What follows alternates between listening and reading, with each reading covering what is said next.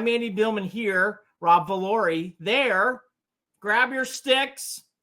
Browns misery at the halfway point. Look at Rob's face. The Cavs are very good, folks. The Cavs are very good. They are friendly, not just to watch games. They are friendly to bet on. I will talk about that here in a second.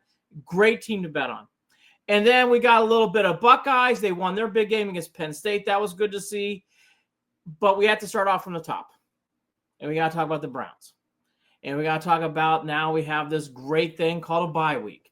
Rob, going into the bye week, I guess let's go there first. Do you feel relieved there's no game this week? I kind of feel relieved. I kind of need a break. I do. I kind of need a break, to be honest. Well, the good news is we're not going to lose on Sunday. No, we're winners. Good news. That's the good news, yes. Do you want to talk about the press conference? Did you watch it? I watched the whole thing again today, specifically for us. Okay. And actually see if we can get some answers. The press conferences, you're not expecting breaking news. This has been this way from Farmer to all these different guys and now to Barry. So the defense of Barry, I wasn't expecting that. Right. That said, there are certain times in a press conference the fans need an emotional hug. I felt like this fan base and our fan base needed an emotional hug because the season's now over and the murkiness with Watson in the background for next year makes it so murky that I was hoping to feel better after listening to Andrew Barry. He's a nice man. Right. You could tell he's a good dude. Right. But there was a point in a press conference where I will do now an impression where he was answering a question and midway through the answer, he went, and I'm someone who reads the reaction and said, oh, he's nervous. Yeah. He came off nervous. Yeah. He's always tight, so that's not unusual. Right. It really didn't have anything breaking news. The only thing I took out of that is they are where we are as fans. They don't know what to do with Watson. What did you expect him to say? Or what did you want him to say? There needs to be training done. They trained us at ESPN how to talk. When we were producers and directors, we actually went to a class. And I would actually advise Andrew Barry, like, this is one of the few times this press conference has a lot of weight. And you need to come off spinning something positive. I mean, anything positive. I would even say off the top, be like, our record's down. But, like, even spinning something like this, but you know what? We're really excited about going forward to see what Jameis Winston's going to do. We think there's going to be some other new things you're going to see. And we are thrilled about the Brook Park project. And you know what? I know right now it's gloom, but there will be better times ahead. He doesn't do that. No, not at all. Not at all. Here's what I got out of it. Mm-hmm. He made a comment early on about Stefanski, and 13 other coaches were two-time coaches of the year. And not verbatim, I can't tell you exactly what he said. Here's what I got out of that press conference.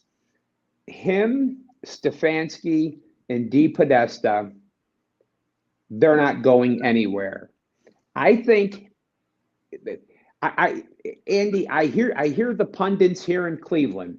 All these guys on the radio, they talk about heads have to roll. Even I said a month ago, at the end of the year, something's got to happen.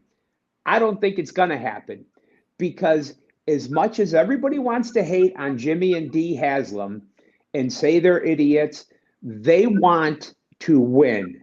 They have big egos. They're billionaires. They don't want to be looked at as laughingstock amongst the rest of the owners.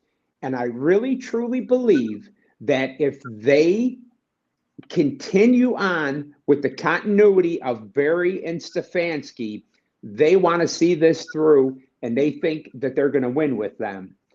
Do you see what I'm saying here? So, yes. So here's where I will disagree slightly. I think Andrew Barry's nervous about his job. I read a guy in the room. Well, you can see why. You can see why, but go ahead. You can see why. I actually read a guy who's very nervous about his job. I actually saw a guy a couple points trying to defend Kevin because he appreciates Kevin and he wants to see this as a package deal, which to your point, I think makes it difficult for Haslam. So I'm going to digest this one by one. I'm going to actually let's go all the way top to the Haslams. Haslams do have a lot of money. Haslams are very wealthy people, and they want to win. Absolutely. I'm going to add an asterisk. They want to seem to do it their way. And that's where I think I have a problem. Yeah. And it's like, well, everybody's got to harmonize. I'm tired of hearing that. I don't want to hear about harmony anymore. I don't want to hear about how everybody likes each other anymore. It's not working. Don't tell me about patty cake, bake. I don't want to hear it. Kevin and I are friends. You know what? We don't care. We don't care. Can we hear someone say, you know what? Let's get some grit. Let's feel some friction. Because what this is the collaboration analytics. That's what this is. It's the collaboration of analytics. So, to your other point, that's what this is. Now, I actually think Stefanski is fine unless the wheels come way off. By the way, that's in play. The wheels could come way off here, and everybody goes. Now, back to Barry. I saw a guy for the first time. I've seen this with Farmer in the past. Saw this with Brown. Saw this with a couple other GM VP types. He knows his ass is now kind of on the line. Right. And you can feel that. So to your point, at this juncture, if I were everybody in the Berea room, I think here's I'll go ask you.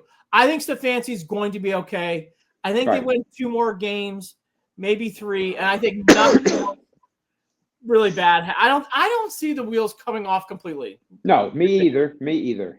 Now, what I can see happening is there's going to be this, and this is where the pressure's really actually on the GM and nothing to do with Stefanski.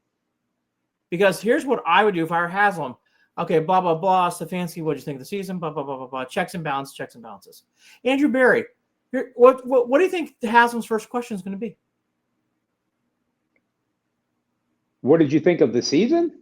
No, my first question to him be, what are we going to do to Deshaun Watson? Oh, God. What are your thoughts? And that has nothing to do with Stefanski. That has nothing, by the way, for the first time in this organization, it has nothing to do with your goddamn analytics. It doesn't have anything to do with your harmony in this place. You have real job. But Andy, that's not going to be a question till week 7. Okay, so let me ask you this. We move on from Andrew Barry. Yes. Who? Give me a name. And if you say Belichick, I'm going to start coming through the phone. Belichick is 74. And I said this earlier on a podcast. If Belichick comes to Cleveland, we're going to have to hire someone to follow his girlfriend around and make sure to keep an eye on his 24-year-old girlfriend so Belichick's not jealous.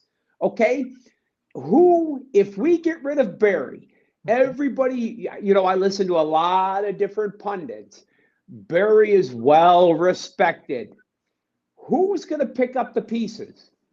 I would call, and I actually would not even call. Where's Coquinas? Mike Holmgren? Go ahead. Sorry. I would get out of my car and drive a little interstate called I-70. I'd go down on 71 and go on I-70, and I'd go west.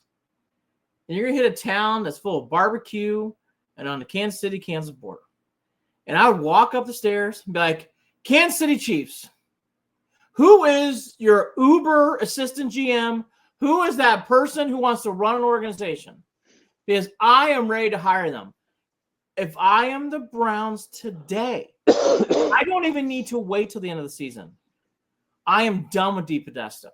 That has not worked. He has no emotion. He is not doing the job. And then I would actually go to Andrew Barry and be like, sit tight. And then go to Kansas City or go to the Eagles. The 49ers? The 49ers. And be like, who's your ultra young, even though this is blasphemy. Wolf. Go to the Ravens. Go to Elliott Wolf. We lost him. Yeah, just go to someone like that and be like, we need your young dude or lady to come in and help. Because I'm going to say this. I'm actually down on this train. I'm ready for DePodesta to go. Are you in agreement? Are you okay with DePodesta coming back? I'm done with that. Here's the thing. But listen, here's the thing. What did he say? He said, but Barry said, well, DePodesta is the guy that we collaborate with. And what the hell has DePodesta done?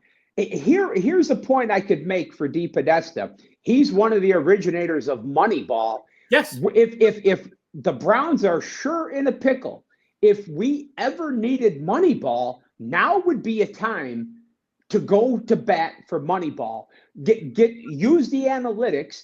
And let's get some guys off the scrap heap for Moneyball. Let's draft properly and use his Moneyball analytics and see if it can work.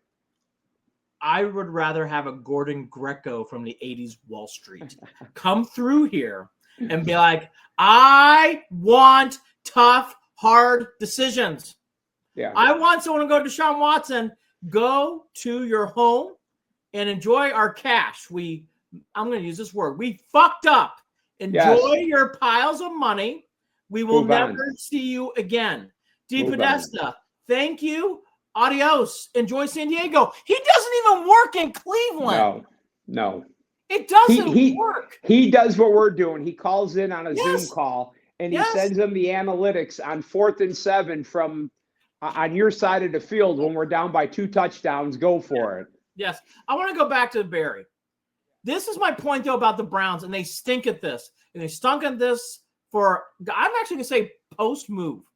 There are times where you have to give your fan base a hug, and you have to make them feel good, or you have to talk straight to them. And the best teams do that. Teams know how to do that, and it's not easy. But again, if you're Andrew Barry, not good enough. We have a tough offseason ahead, but we're going to get through it. Watson, look, he's injured. Once he gets healthy, we're going to have to figure that out, meaning we're going to move on. And you know what? Be excited about Brook Park. There's some things coming that are new, but this season's been a grind, and it's been unacceptable. His soft pedaling of this is not good enough. He could have given us more. I'll give you that. And listen, and I don't know if it was Daryl Ryder or one of them asked a question, which I thought was silly. He said something to the effect of, how much do the fans, when the fans were cheering for Deshaun getting hurt and they were cheering for the backup, blah, blah, blah, blah, how much do the fans affect coaching decisions and personnel decisions? Well, nobody in the world, other than when the poor homeless man told Haslam to draft Manziel, it doesn't happen. We can all stand there and bitch and moan. You and I both know if Watson was healthy, they were going to ride it out, man. Here's where it could go bad. Because I've been there, and I bet you have too. What happened at the end of 2017 season? I was there for the last Ravens game. There was no one there. Oh, yeah. It was a ghost town. If there's a ghost town on Sundays, and by the way, I actually do think ghost town is coming. I do think there's going to be some games where it's half filled. That will rile them up. There are certain owners that feed off the fans. I actually think the Haslams are one of them. George Steinbrenner was definitely one of them. I actually think the gentleman in Atlanta, definitely Jerry Jones. They kind of feed off the fans just as much. I actually think the Haslams are one of those owners, which could be a blessing and a curse. But and by the way, we got to be careful letting the fans make the decisions. I got to tell you that much. I don't think we make the decisions, but I think we sway the meter. And I saw it firsthand moving from Cleveland to New York. By the way, Modell did you know what? Modell did too in the 80s. He definitely felt on the fans that fed on it. Yeah. And by the way, pre-stroke, Gilbert did that. Gilbert always fed off what fans were feeling, and I think that fueled his fire. Now, that's not the final decision maker. And by the way, the Haslams have made some decisions that were on their own. That was definitely Deshaun Watson was not a fan move. That was a Haslam move. Oh, absolutely. So there are some things there. Look, at the end of the day, I'm going to keep saying this. There are certain times in the press where you have to be on point. And there are certain times like a 4-4, 5-5, or 6-2. Those are fun bye-week press conferences. Right. This was so important. And it's almost like he rolled out of bed to talk. And it's like, that wasn't that press conference. He could have given Jameis a vote of confidence. Yes. He could have given He gave Dorsey a vote of confidence, but Yes. really didn't. He gave a little bit to Cedric Tillman, Right. which, but I mean, yes, he could have, because here's what I'm going to tell you. At 2-7, it's hard to tank in the NFL. It's really hard to tank in the NFL. I think Winston is playing for a job in 2025, whether it's not in Cleveland, if it's in Cleveland or not. And he's also playing for money. He's playing for money. Here's what I think. People laugh at me. I think we could win a few games. Now, if you want to shift gears a little bit, in 2025, I don't pick a quarterback. Billman, I don't reach. Andy, I take the best player available. I really even consider trading back because we need to acquire assets. And here's what I do. If D Podesta is still around, I scour and I look around, and the guys on local radio were complaining they don't want Justin Fields here. I would take him. There's a guy that nobody talks about, and I would love here in Cleveland. His name is Sam Howell. If Sam Howell was here in Cleveland with Stefanski, he would do a good job. Are we going to be 11-6? No. But real quick, think of this. Andy, Sunday night, Flacco didn't throw for 300 yards and 5 touchdowns. Okay? So I'm jumping around here, but the point is, something has to be said for Stefanski, because right now he doesn't look like the savior in Indianapolis. So if you give us a serviceable quarterback, and maybe you let some of these pieces go, Bitonio and Njoku, you got some contract. Jed Wills, do you want to re-sign Jed Wills? I don't care whose money it is. Valore. You don't want to right. So, Njoku, we like the guy. He's Cleveland. We do like him. That was a mistake. They should have traded him. I give you that. But everyone knew these guys aren't expiring contracts. I think you have to keep Chubb no matter what. That's an interesting topic. Okay, now a lot to decipher there. Let's actually stick on Chubb and go backwards. Nick Chubb, to me, is a big part of next year in a way. Unfortunately for Chubb, and I got to be a realist, his performance these next 8 games are big. Right. Because right now he doesn't look 100% yet. No, he doesn't. And there's a part of me that goes, can you figure out a 1-year contract with him? I think Chubb coming back is important for the right price. Mm-hmm. For the first time, I got to start saying that, for the right price. Now, might not be best for Nick Chubb, but that's kind of what's best for the Browns. Now, to the draft. There's a kid out of Colorado named Hunter. He is spectacular. He is a wonderful player. And honestly, he's the kind of player the Browns could use. I do believe the Browns need to draft a quarterback high. But if the draft, and this is all speculation, so I'll stop real quickly. Depending on where the Browns are in the draft, Hunter is one guy I would pause. Because Hunter is a game changer. He would change the organization. They need a guy like Hunter. He is a really good athlete. That said, quarterback's really important. If Sanders is there, I would grab him. If the kid's out of Alabama, Milroe, I'd probably grab him. See, I wouldn't reach. I mean, if someone falls in your lap, but I don't think Milroe is – I'm not in love with him. No, there's no – now, that's another storyline too. As of the bye week, I'm not in love with any of these quarterbacks either. How about Arch Manning in 26? Oh, I'd be all over that kid. I would be all – now, again, I do like Milroe. I don't love it. I like him.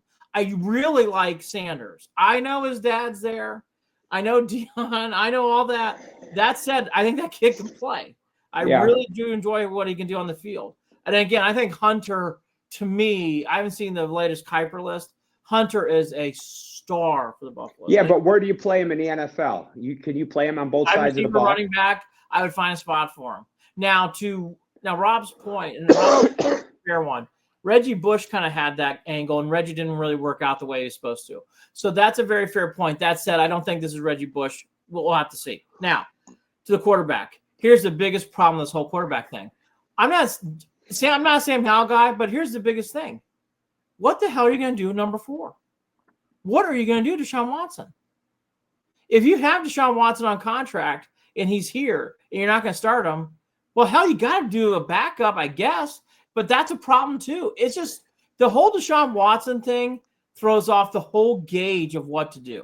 But this is his second major injury he's coming back from in the last 3 years. I don't know. How do you even know? Oh, it's going to be week 7. So you think that he's even going to be an option to if I would not make him an option. I would ship him out. Is there any way he's not going to make training camp? He's not going to play preseason, and then we're going to expect to roll this guy out there week 7? I'm not. I don't think Rob is. Could I see the Browns doing that? No. I see the Browns do weird stuff. Listen, they may open up that practice window for 21 days and say, hey, listen, we'll try again in 26, and then hope to God, they get out from underneath it after 25. Yeah, I mean, again, I'm going to repeat what I said at the top. If I were the Browns, I would tell Watson, go to your home, enjoy your cash. Don't come back. Don't come back. That's what I would do. And but again, until that situation is solved, that to me is the thing we just said. Because if he's here, you can't sign a backup veteran. If he's not here, then you can justify that. Then it becomes a draft question. And in all these things, it's just the question about what happens to Watson is everything in the season. Now, let's talk about him one more time. That's why, to me, I've come to this conclusion about Stefan. I'm all over the place, but I'm going to end it on Stefanski for me. I don't think Stefanski is the best coach in NFL. I also don't think he's 2-7 this bad. I think Stefanski's kind of in the middle. And that's why, to me, it's like I probably would bring him back knowing he's somewhere in the middle, and I do think there's a chance he can get better. Yeah, that's what my gut tells me. Now, again, I think right now he's kind of in the middle of the road. Again, I don't think he's that top cut, which some people put him on last year. I also don't think he's 2-7 this bad. I think he's just somewhere just in the middle. Andrew Berry, really wide gauge. I don't think he's good enough to be here if I'm being transparent and truthful. The Podesta, I don't even care if they win 7 games. Goodbye. Go on. Okay. Would you get rid of Podesta? I mean, I don't know what he does. Nobody knows what he does, so it doesn't seem like it would matter one way or another. But he holds a lot of cards. He does hold a lot of, it seems. Let me say this about Stefanski. I understand Vrabel got fired, and we're doing him a solid. He's a great defensive mind, but I don't want to trade Stefanski for Vrabel. I'm not in that boat. Meaning you put Vrabel in and Stefanski goes? Yeah, I don't love that. Because here's the thing: if you notice, if you do that, you need a Cliff Kingsbury. You know, Washington with the commodes, it's working out great right now because Dan Quinn, who has done this is his second go around. He's a good defensive coordinator, but they hired Cliff Kingsbury, who's an offensive guru who sucked as a head coach. That's a good combination. Perfect match. It's a perfect match. I don't think Vrabel. If I'm Vrabel, they're talking about him in New Orleans. I don't want that job. Vrabel could probably go to Dallas because how McCarthy survives this, I don't know. No, McCarthy's done. Yeah, McCarthy's done. But I and nothing against Vrabel. I don't think Ohio State's going to be an option, but I don't want Vrabel as our head. We'll get to that, but I have my opinion on that. It's not me crazy. That's for later in the show. Here's my thoughts on Vrabel. Again, it's kind of like these quarterbacks. I like Vrabel a lot. I don't love it. Right. I wouldn't be upset, but it's like I don't have to have it. There's some other guys who want to have it, have to have it. I mean, I could see it. To be honest with you, what's really bothered me about this whole thing and seeing where we landed on this, I look at the Lions and Dan Campbell, and I go, damn, we were kind of in the same spot, and they have really flourished really well. Yes. And we're kind of just treading. Yeah. And that one bothers me. It bothers me a lot. Do I think Vrabel is a really good coach. At times he can be, but he kind of reminds me of Stefanski. He's had some bad moments too. Here's what I think Vrabel would definitely add to Ohio State, and he would add to Cleveland as well. He would add toughness. Oh, there's advantage. Yeah. Ohio State definitely is lacking toughness. The Cowboys are lacking toughness. Oh. He would add toughness to all three of those teams. And that's one thing you could say about Dan Campbell and the Lions. I mean, he is one tough son of a bitch. And who doesn't like the Lions and what they're doing? Impossible not to cheer for him. Impossible. It really is. I'm rooting for them so hard. I really want to see them do well. Browns are 2-7. They come out and they play New Orleans.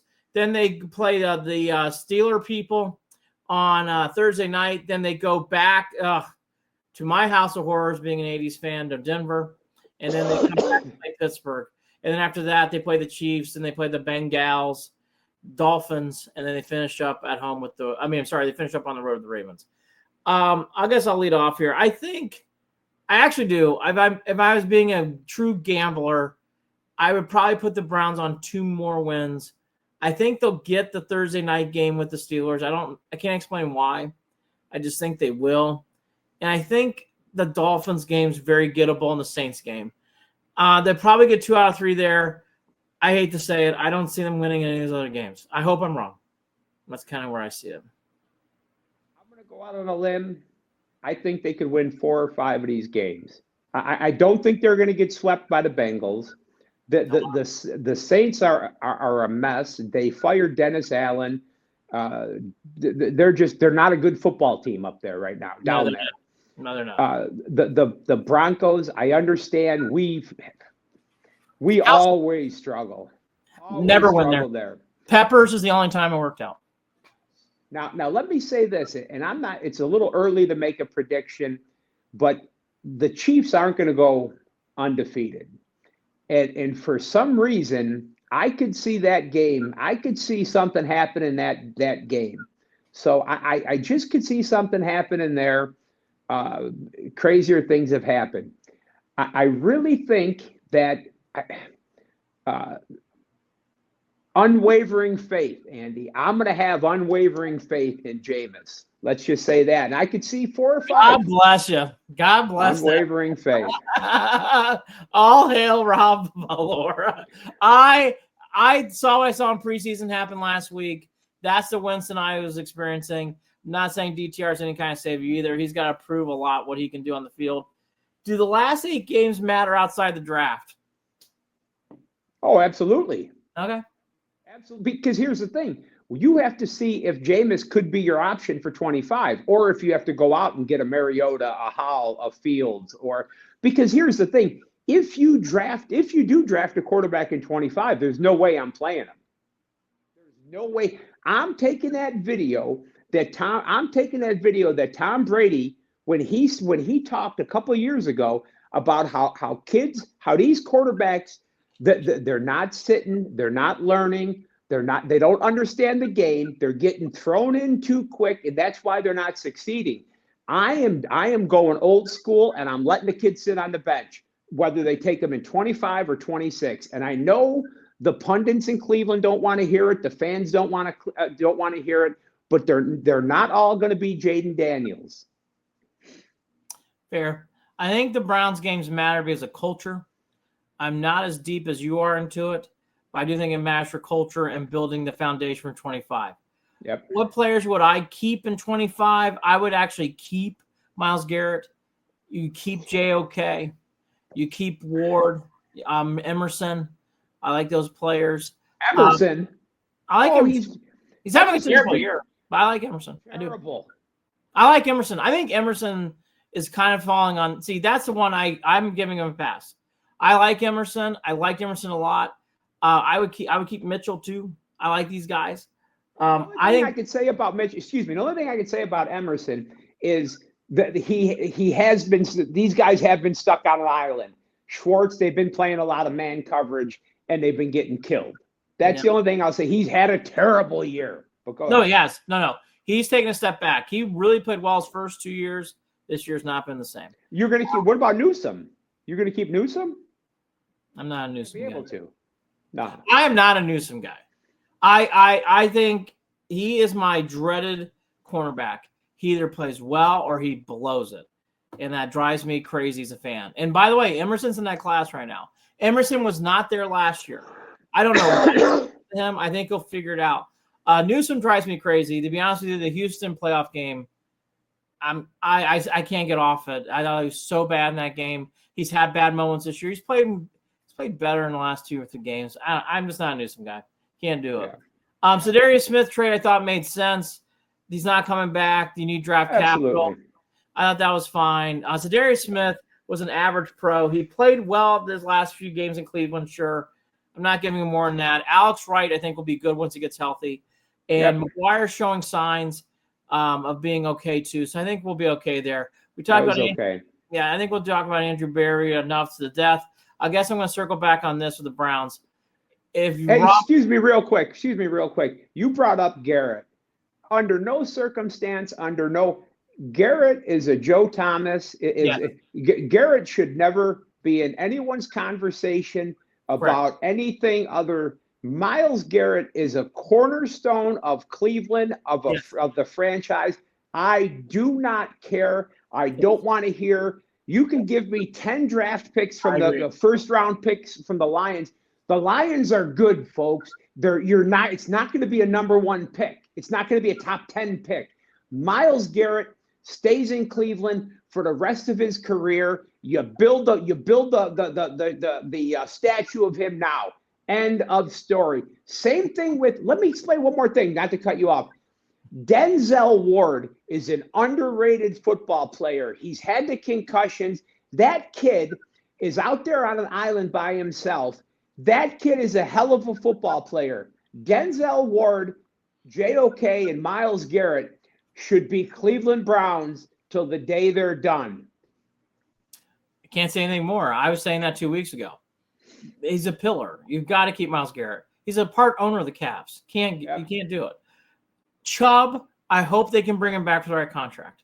Denzel Ward, I'm not going to say anything more as I agree with what you're saying. I think Denzel Ward is also not playing up to his snuff as he usually would. He's having a good season. He's usually great. He's not having a great season. He's playing good. But he's a very steady pro. JOK is having a wonderful season. He's on his way. So I agree. He's out now. Well, he's got the neck issue. And then he was having a wonderful season.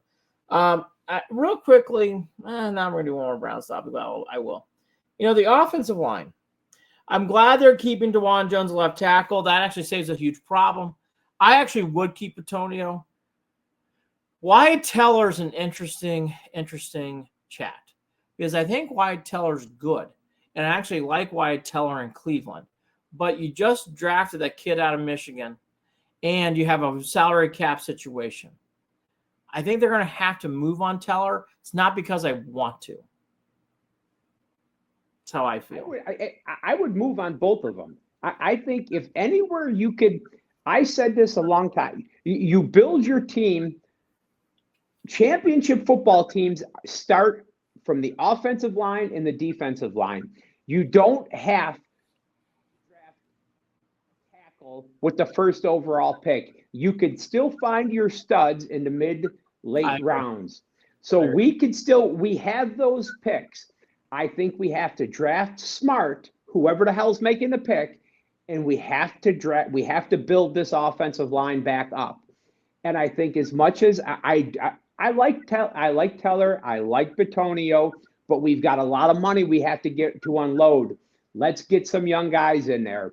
Keep DeWand over there at left tackle. You got to get the hell rid of Jedrick. Who wants Jedrick? Bye. I don't care. Bye. Goodbye. Don't care. If he comes back here, it'll be a screaming chalk talk show. Screaming. Oh God. On Bitonio, I do agree with you. They have salary cap issues, so you're making a fair point there. I would keep Conklin.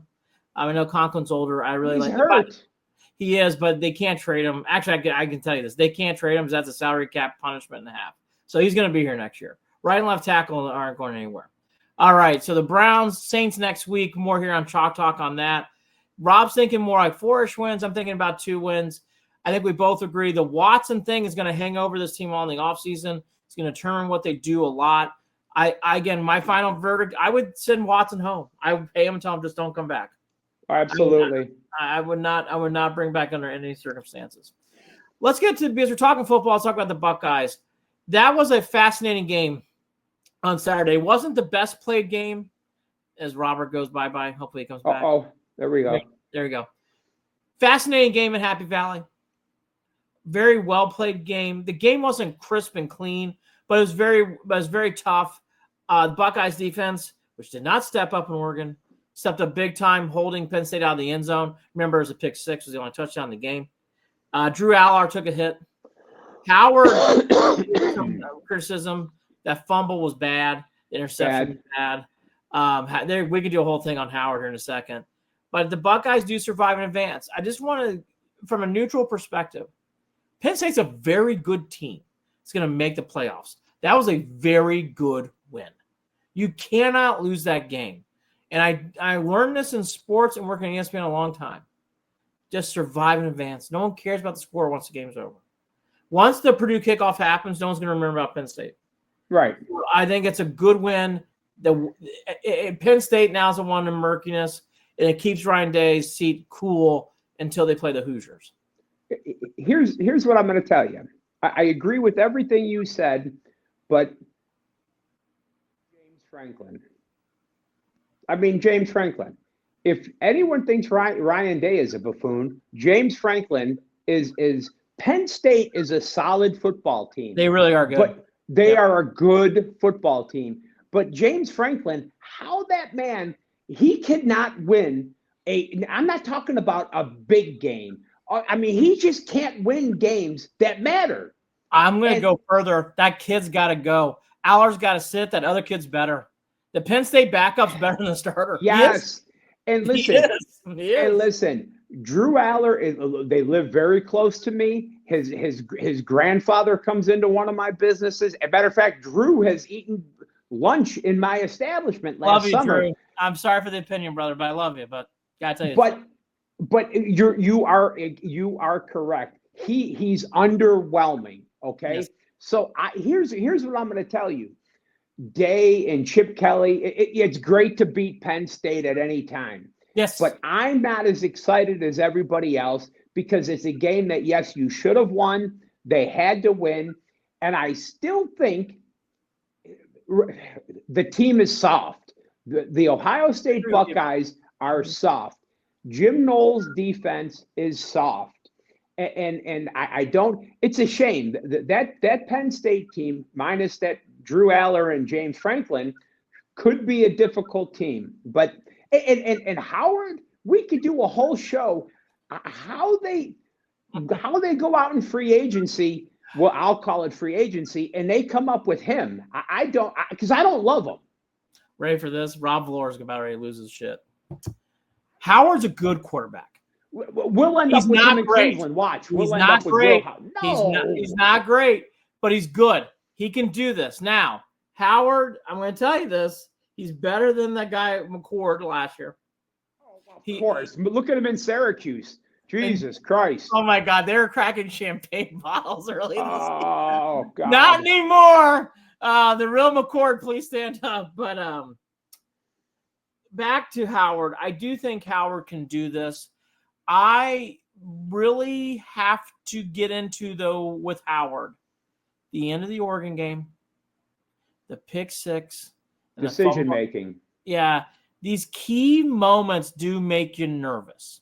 Because why? The lights are too bright. Well, he's making mistakes. I mean, Yes. We see now multiple mistakes, at the end of games in Oregon. And again, we saw mistakes in Penn State. Not at the end of the game, the pick six, the fumble on the sideline. These are all different errors. Yeah. And that does make me nervous. Now, that said, watched a lot of college football the last 3 weeks.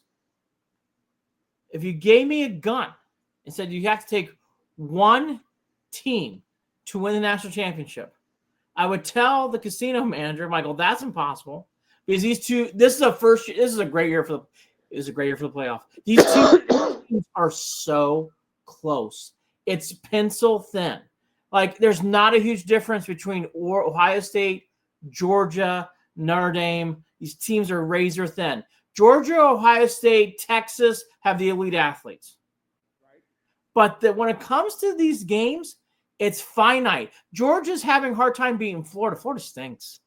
These teams are fighting for things. Like that quarterback for Georgia, he was awful last week. Yeah, awful. Carson Beck. Yep. Ward in the second quarter threw it to Duke more than the Hurricanes. Yep. I mean, there's games where these quarterbacks are having mistakes. So Howard's in this class of other quarterbacks that aren't playing perfect. Another situation too, like Penn State. Manning should be in. Ewers should be out. And Ewers can play, but Manning's better. Now, That's why I'm saying, like, in truthfulness, after watching these teams, I guess I would take Georgia or Ohio State. And if I had to choose one, I guess I would choose Georgia because of Kirby Smart. But it's close. I think Ohio State's the second best team in the country. Vegas thinks they are the best team in the country. They are the favorite to win. Right. Okay. Now, here's what the first time we talked, and I had been saying my pick was Georgia. Okay. My pick was Georgia. But now I'm telling you, and I could not stand the quarterback, and I despise, and I don't like the coach. But I dislike him so much, I'm starting to like the guy. Dan Lanning in Oregon is doing such a good job, and he's outsmarting these other coaches with these little rule changes, with these little play. I mean, he had that formation last week where he spreads out the punt team.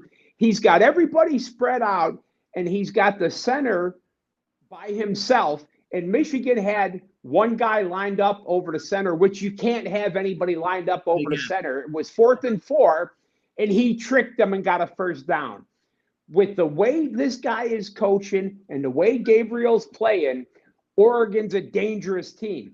Now, I think Ohio State, because of what we said, the lights are too bright for Howard. Jim Knowles' defense is overrated, and Day is soft. I think Ohio State stubs their toe. Carson Beck hurts Georgia, but they're really dangerous. Played poorly last week. It was, I mean, for folks who didn't see it, it was awful. He was terrible. That was brutal to watch. Brutal. Woo, terrible. So this could be, the guy, Phil Knight from Nike, this could be, he's wanted nothing more than a national championship. And this may be the year that the cards line up, because I'm telling you, Dan Lanning is on something this year. He is out coaching everybody.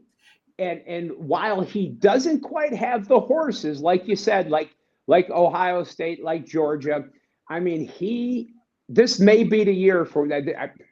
I'm telling you. So, to Rob's point, Lanning last year had a terrible year in big games. I thought he had some gaffes against Washington. In fact, I know he had gaffes against Washington. He's had some gaffes in other games where I've had some head-scratching moments. Has Lanning learned from that? So far, so good. Yeah. I mean, to be honest, so far, so good.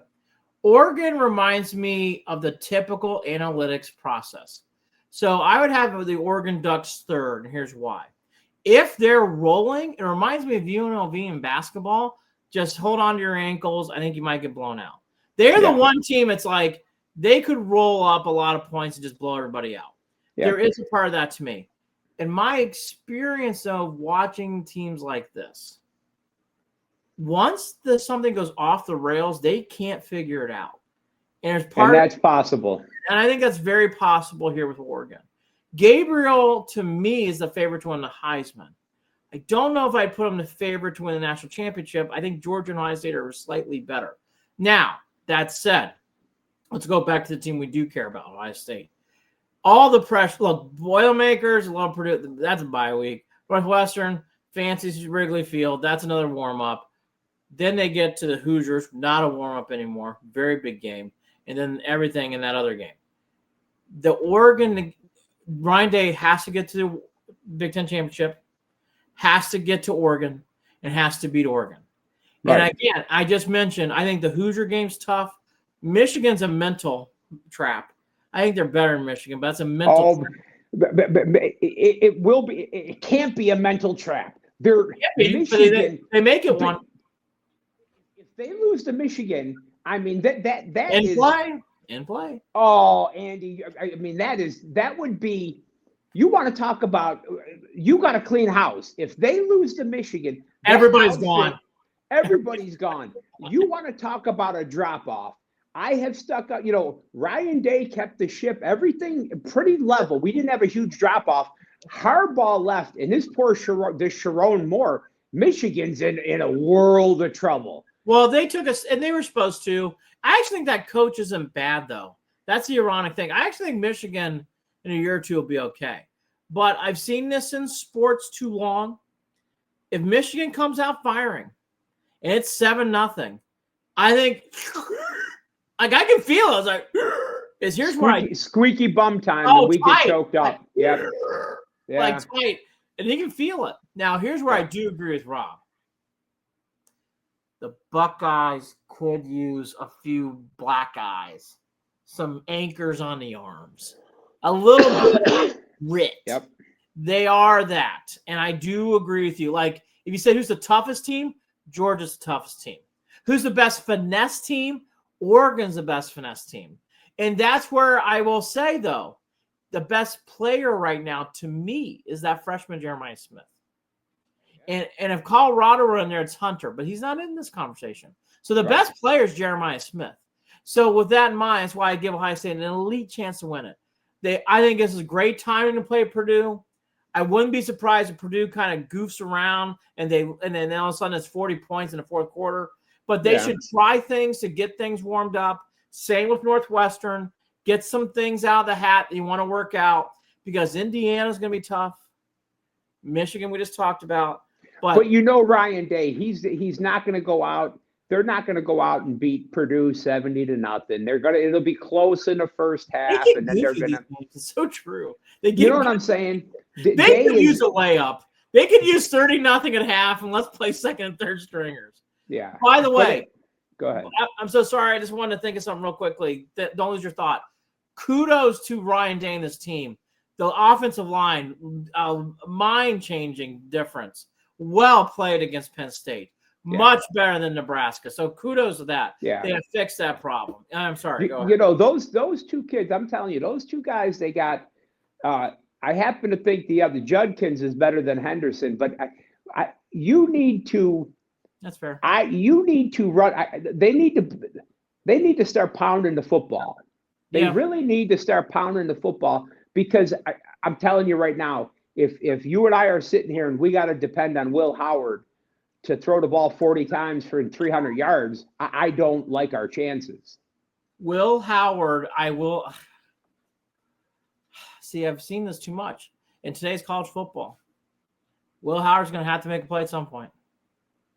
And it may not have to be in the air. He can run.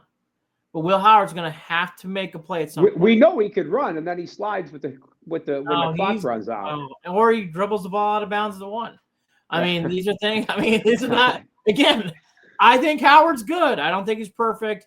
Buckeyes, this is a great time to play. I can't say enough. Great time to play Purdue because they can really It's a get-right. They call it a get-right spot. This is a get-right spot. Yeah, it's not – hopefully not in basketball, but definitely get right in football.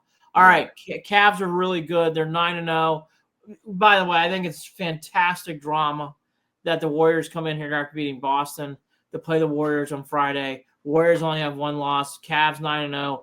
Fantastic theater, which is rare in the NBA in November. But it feels like a big game. It really does feel like a big game. That's why I wore the hat and the sweatshirt today, because I'm excited about the Cavs. I'll actually let you lead here. What are your thoughts about the Cavs so far? Well, I got to be the first to admit, Kenny Atkinson didn't excite me. The hire didn't excite me. Mm-hmm. We stood pat, which, signing Mitchell was good. I was happy with that. But we stood pat, and I says, well, I don't know what the hell that's going to do for us. Mm-hmm. So far, obviously, you can't be any more impressed. This guy has got these guys playing at such a high level. Garland looks so confident. It looks like Mitchell. It doesn't look like Mitchell's team. It looks like Mobley and Garland's team. Well, go ahead.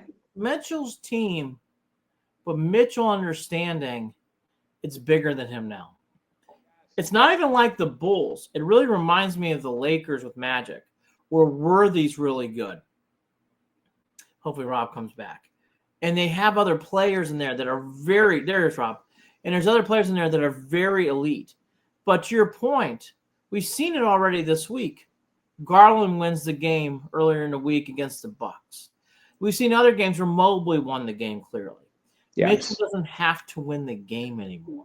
Right. Big change. Right. Huge change. I love his rotations. Yes, I do too. Love to see Ty Jerome, Sam Merrill. I love that he's going deep in the bench. And I tell you, the up and down pace, it's fun to watch. Great to watch. And one of the things that I was worried about, you could say a lot about JB. He stood over there, the timeouts, he didn't draw up nothing. They didn't do his timeout. I mean, he would stand at half court during the timeouts, and you don't know if they were playing checker or tic-tac-toe on the drawing board. Goofy timeouts. You don't know what the hell they were doing. But the one thing you could say about JB is they played good, strong defense. And I was worried with Atkinson we would give up. But these guys are playing defense. They're trying real hard, and I love to see that. I love to see that so far. Cleveland feels like a team. Karis LeVert played really well. Then he gets injured. Didn't even notice. Why? Because Okoro stepped up and played fantastically in Milwaukee on Saturday. And then Ty Jerome, we didn't even see last year. He had a great second quarter against who they played yesterday. They played the Pelicans. The Pelicans. Last year when we got Ty Jerome, I read an article how the Warriors were all up in arms and shit, like Ty Jerome. Who the hell's Ty Jerome, right? And then he had the foot injury and he didn't play all year, right? Who cares, right? Ty Jerome. Well, now, Ty Jerome, who obviously Atkinson was familiar with, this kid has given us minutes. He comes off the bench, and I mean, we were looking lackluster Monday night. We were looking lackluster last night. These guys are coming off the bench, and they're giving us meaningful minutes. They're giving us a shot in the arm, and you love to see a guy like him and Merrill succeed. You really like. Can they continue it? I really hope so. I actually believe in this team a lot. The Guardians were a good team, but we always knew there were some melting pot issues because of the starting pitching and one more thumper. Yeah. Cavs have these guns. Yeah. This is a very good team. Yeah. And what's nice is, again, I thought Mitchell understood the moment so well with LeBron coming home. They basically said, and again, apologize for this language, fuck this. I'm taking over the first quarter. I'm putting this game away. I don't want to be bothered by this. And last night against the Pelicans, he said, okay, it's my turn. And he filled up the buckets, and he became the leading scorer by the end of the game. And the Cavs passing is very elite. And I want to give this guy kudos, too, because I was hard on him last year, and I think I was too hard on him. Darius Garland's put on proper weight. He looks better. After his first two games, which he didn't play well, he has been fantastic. He is having an all-star year, and I mean that. He is having an all-star year. There was a move he made last night against New Orleans where it reminded me of Magic. It's the only guy I can think of, where he juked out, did a no-look to Jared Allen, and then do a no-look to Mobley. I saw that. Was great. It was so good. It was like a yo-yo. It was so good. I'm happy for Garland, and he's playing excellent. And a couple of things here. First of all, it says a lot for these guys staying together. Yes, it does. Making no moves, but we kept the team together, and you just bring in different coaches. Second of all, last night more than ever in the first 9 games, Zion Williamson is a menace, and those referees were pissing me off because Allen and Mobley were within a foot of him, and he was going up, and they were calling a foul. Back with the phantom foul bullshit. That to me was cooking refs. It was 10-1 in the fourth quarter. I was like 10 fouls. There's only been 1 in the middle of the fourth quarter. Come on. That was terrible. Ridiculous. Ridiculous. But I tell you what, and you never want to jinx them. These guys, if they can stay healthy, if they can stay healthy. Now, listen, I was upset that poor Paulo Banchero got hurt because I think the Magic match up really well against us. Magic are very good. The Magic are very good. Come deep in the playoffs. I think we can. Tom Thibodeau in New York, he shortens that bench up. We'll tire him out. His 7 guys. If Atkinson still runs 10 guys, we'll tire them out. I don't care if you're playing Karl Anthony Towns.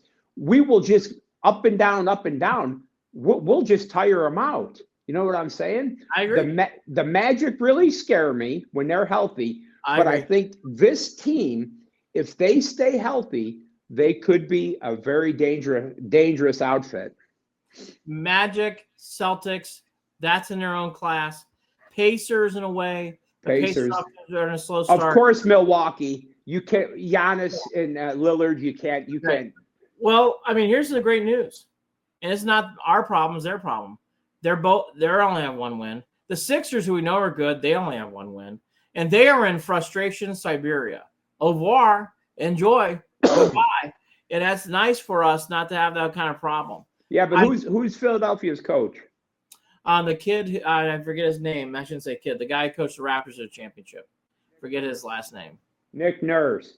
Nurse, yeah. He's trouble. He's a good coach. Okay, he is a guy that he's trouble.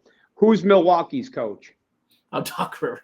Okay, so that right there, Doc Rivers will stub his toe in the playoffs. As much as I love Giannis and Damon Lillard, I don't love them, but you got to respect their great ball players. But you got to take into consideration Doc Rivers. He's not going to get it done. Milwaukee is so strange to me because they are good, but they're not winning. No. It's so weird. And I know they don't have Middleton, and but they have players. The Cavs took their best shot. Giannis and Lillard on Saturday, Lillard and that guy Green, and Portis. And they still won both games. Took their best shots. They were able to absorb it.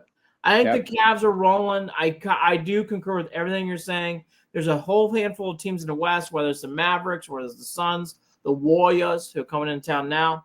I think these teams, all those teams could beat the Cavs in the series for sure. But I agree. But this is fun, and this is real. This team can win big. Here's another thing, real quick, Andy. The Cavs, they're having fun. They're gelling, and truth be told, it's November basketball.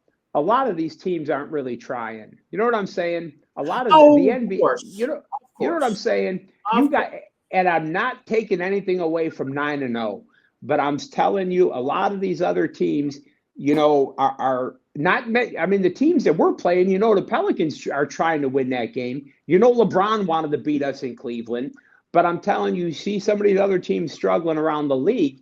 It's November. They don't really give a shit. You know what I'm saying? In baseball terms, April, May baseball can be they're ramping up. And there are certainly some teams that are ramping up. And to Rob's point, it's very fair. All right, let's do some lines real quick to end. Purdue's getting 38. Do you take the Boilers to lose by 38 plus? I take Purdue because I think Ryan Day he's not going to blow them. I take Purdue. Can't believe and hold my nose. And hold your nose. I would actually take the Buckeyes. I think they're going to blow out Purdue. I really think they're going to smoke them. The big game should. They really should. Here's why Purdue should not score, but I could see a backdoor somehow, some way, just because. But I'll hold my nose and take Purdue. Georgia's getting 2.5. This is, by the way, Thursday afternoon. Georgia's giving away 2.5. They're on the road against Ole Miss, plus 2.5. Very tough game. That basically means they like the road team by 6 here, is they're getting points, and they usually give 3 to the home team. So actually, it's more like they're a touchdown plus favorite. I will warn you, this is a tricky line. Ole Miss looked great last week. I took the Razorbacks. They rolled. Lane Kiffin and Ole Miss has a history of wetting their pants in these spots. Yep. I would stay away from this game as a gambler. If you had to take it, I would take Georgia, but boy, I would hold on. Tough game. I was on the Razorbacks too, and a lot of us were on the Razorbacks, and boy, were we wrong because they got ran out the building. I think this one here, it seems too easy to take. I think Georgia's the play because I think, like you said, if you merely look Lane Kiffin and Kirby Smart, I'm going to take Kirby. I agree with you. Again, it's fair. Ole Miss has a history of wetting their pants in these games. Yep, it's very fair. Michigan's in Indiana. They're getting 14. This is, I think, another tough line. Not enough. What would you say, Indiana? Oh, interesting. That coach has won everywhere he's been. I love that's a hell of an outfit. I mean, you got not enough. I'm taking Indiana. I'm on the Hoosiers now. I might even take that now. You've convinced me. I want to look for one. Oh, here we go. The big games on Saturday nights. LSU, Alabama. It's always a big spot. Bama is giving away 3, getting 3 in Baton Rouge at night. I'm just gonna say, as I've watched a lot of these games, it is week to week with Alabama. Sometimes they look elite. Sometimes their defense plays great, and then there's like they did against Missouri, and then there's Vanderbilt, and they get trucked. They beat 1 week Georgia. They played Tennessee tough, and barely beating South Carolina. I would tell everybody, I would advise to stay away from this game. I would take the Tide. Well, what's the total on that game? Do you have a total in front of you? 58. I don't think LSU could stop my local high school team.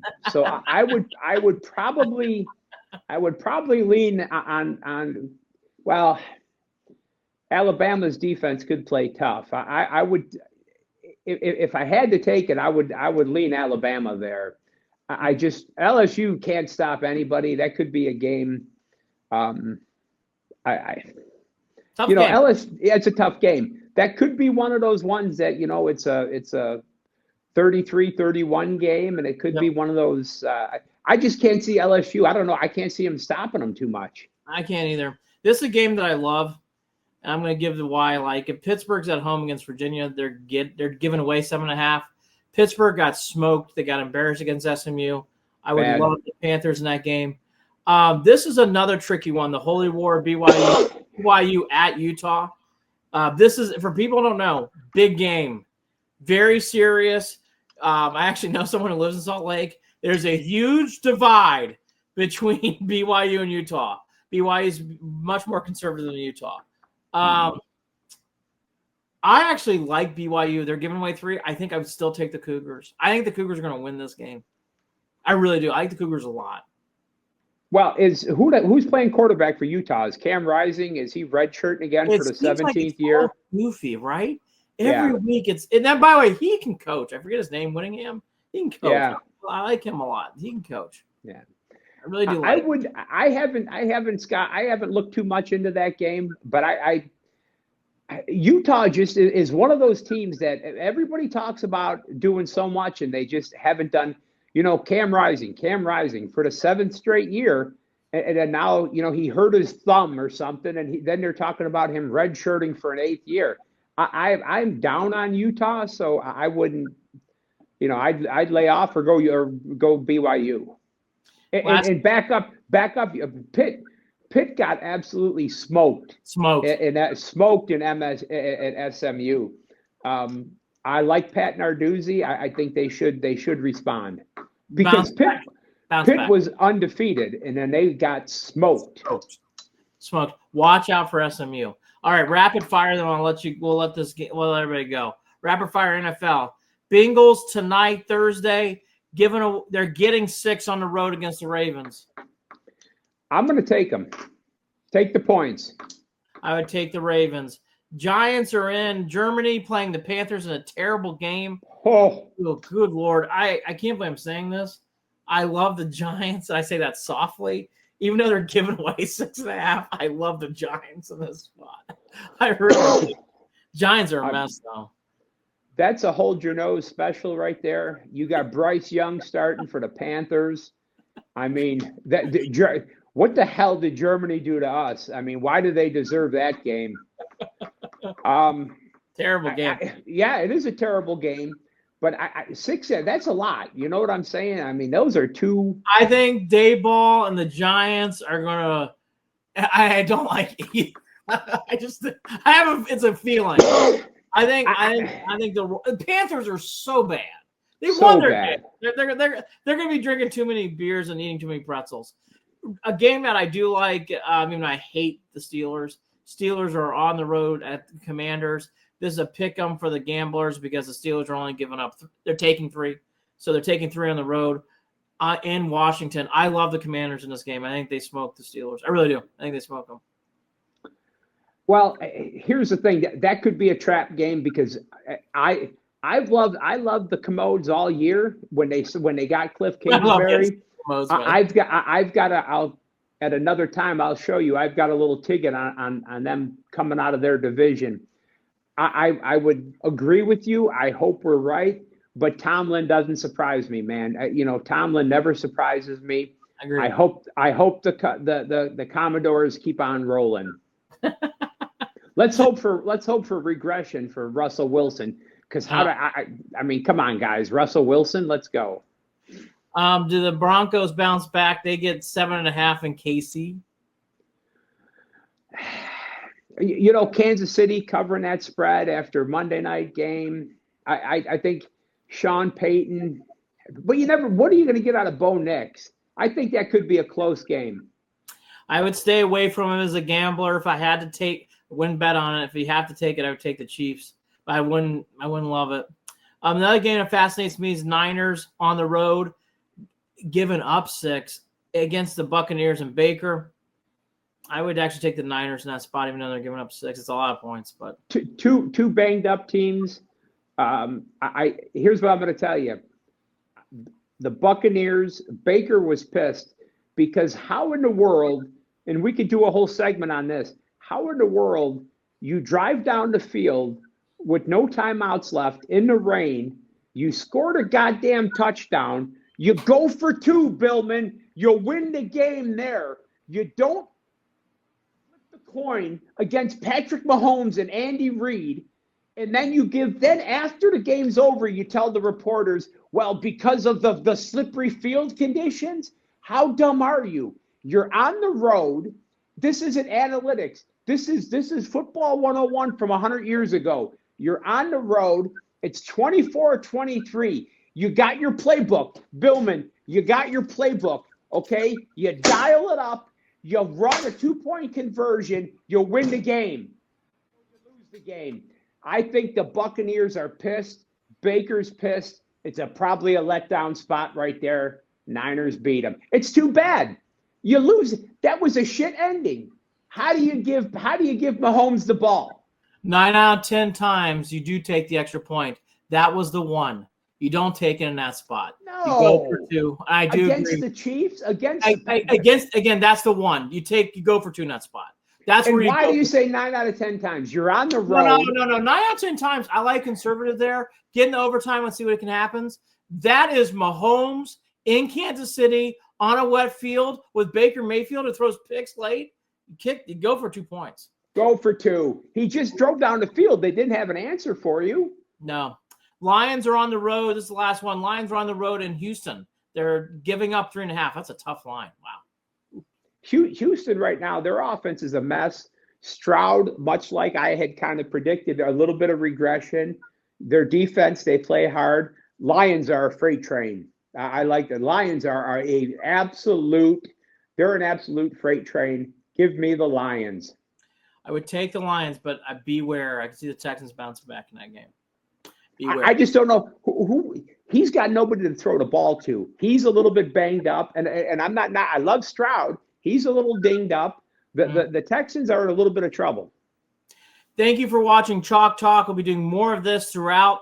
Bear with us as we get through our white walls and my green screen and too much light. Rob and I, though, we love talking about this stuff. We're going to be doing more weekly things throughout.